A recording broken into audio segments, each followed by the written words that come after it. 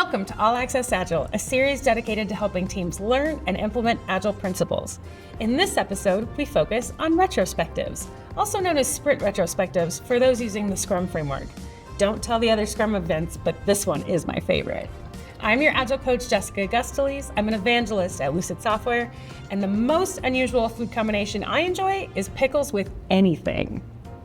Pickles with anything? Like anything like peanut butter? I love pickles and peanut butter. On a pizza? On pizza, even better. Spaghetti and pickles? Actually, you could probably wrap the pickle up in spaghetti. You got me worried. Go for it.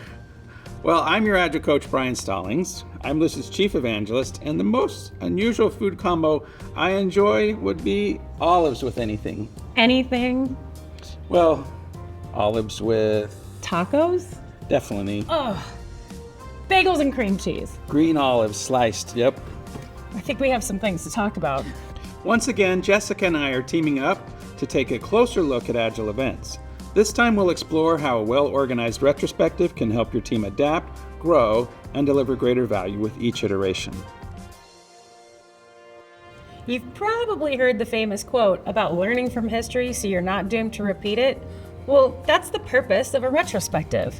It's an opportunity for open and honest dialogue about past challenges and successes.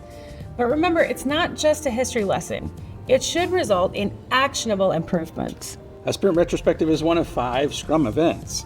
At the end of every sprint, teams come together to identify what worked well and what could work better.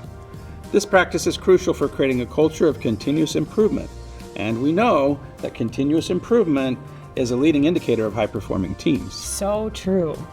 Now, unlike daily stand-ups, which are short and sweet, sprint retrospectives are strategically long.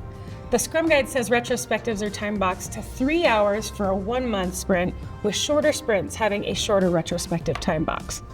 Why so long, you might ask? Because it really takes time to surface and resolve underlying issues that could be affecting your team's productivity. Sometimes we don't get to the juicy bits until we've cleared all of that surface level stuff. I found it to be true. Having attended many retrospectives, I found that it's not until about 45 minutes in that teams start getting to the root of big, interesting challenges. Now, surfacing these issues also requires psychological safety, and that takes time to build.